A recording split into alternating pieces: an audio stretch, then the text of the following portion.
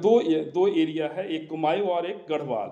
गढ़वाल से जब आप उसके हाइट पर जाइएगा तो बहुत सारे ग्लेशियर मिलेंगे। ग्लेशियर में एक ग्लेशियर का नाम है संतोपत ग्लेशियर। संतोपत ग्लेशियर से दो नदियां निकल रही हैं, एक धौली गंगा, एक विष्णु गंगा। अच्छा ये अच्छा। दोनों नदी मिलेगी कहाँ? विष्णु प्रयाग में। और विष्णु प्रयाग में जब मिलेगी तो इसका नाम बदल जाएगा और इसका नाम अलकनंदा हो जाएगा। अब ये अलकनंदा आगे बढ़ेगी और अलकनंदा में फिर एक नदी मिलेगी नंदाकिनी। मंदाकिनी मैं नहीं कह रहा हूँ, नंदाकिनी कह रहा हूँ। नंद प्रयाग। नंदाकिनी जब मिलेगी वो कहाँ मिलेगी? नंद प्रयाग में। फिर अलकनंदा आगे बढ़ेगी, अलकनंदा आगे बढ़ेगी और उसमें पिंडार नदी मिलेगी। कर्ण प्रयाग। पिंडार नदी कहाँ मिलेगी? तो कर्ण प्रयाग में। तो कर्ण प्रयाग हो गया। कर्ण प्रयाग के बाद आपका फिर उसमें मिलेगी एक और नदी जिसका नाम है मंदाकिनी, जो केदारनाथ से आएगी। केदारनाथ से आएगी मंदाकिनी और वो रुद्रप्रयाग, उस जगह का नाम हो जाएगा रुद्रप्रयाग। जी। रुद्रप्रयाग के बाद फिर आपका वो अलकनंदा नदी आगे बढ़ेगी और उसमें भागीरथी नदी आकर के मिलेगी। भागीरथी नदी मिलेगी जहां पर उस जगह का नाम है देवप्रयाग। अब इस अलकनंदा और भागीरथी दोनों के सामूहिक नाम को हम लोग गंगा कह देंगे। तो गंगा का उद्गम देखिए, हर किताब अलग तरह से, अगर आप ग्रुप डी की एग्जाम दे रहे हैं, अगर आप लोअर कैटेगरी की एग्जाम दे रहे हैं, एलडीसी यूडीसी, तो आप जरूर कह सकते हैं गंगा का उद्गम स्थल गंगोत्री हिमानी या गोमुख हिमानी। लेकिन अगर आप बहुत यूपीएससी स्टैंडर्ड एग्जाम दे रहे हैं, बीपीएससी स्टैंडर्ड एग्जाम दे रहे हैं, तो आपको बोलना पड़ेगा कि संतोपत हिमानी से, वो पूरा विस्तार आपको बताना होगा कि संतोपत हिमानी से विष्णु गंगा, धौली गंगा, वो जो मैंने आपको बताया शुरुआत से, वहां तक आपको गंगा को खींचना पड़ेगा। अच्छा, देवप्रयाग से यह आगे बढ़ते हुए ऋषिकेश में प्रवेश करती है। अगर एक क्वेश्चन बनता है कि गंगा नदी मैदानी भागों में कहाँ प्रवेश करती है, तो इसका आंसर हरिद्वार होगा। हाँ, ऋषिकेश भी आपका हाइट पर है,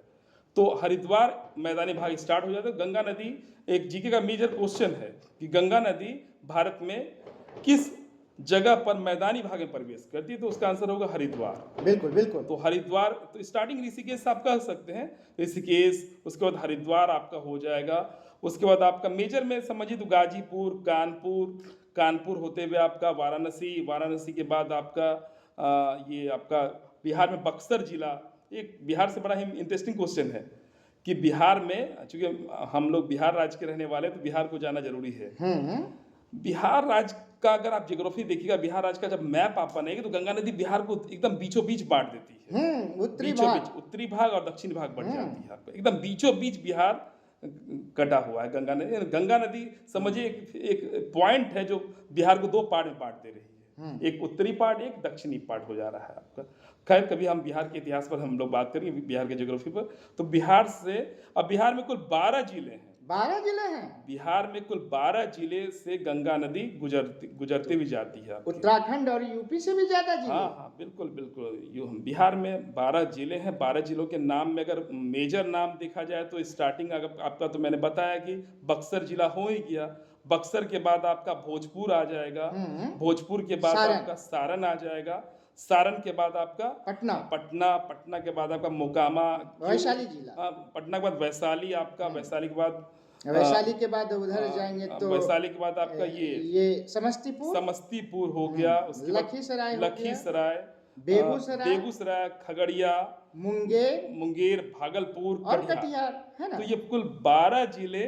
और चूंकि मैं कटिहार का ही निवासी हूँ, तो कटिहार में गंगा नदी में हमेशा मैं स्नान करने भी जाता हूँ। एक पवित्र नदी तो है ही, और पवित्रता के पीछे रीजन भी मैं आपको बता देता हूँ। गंगा नदी काफी ऊपरी भाग से निकल रही, मैंने भी तुरंत बताया, संतोपत हिमानी से निकल रही है, काफी हाइट पर से निकलती है। और वहाँ एक बैक्टीरियोफेज है। बैक्टीरियोफेज बायोलॉजी का एक टर्म है। बैक्टीरियोफेज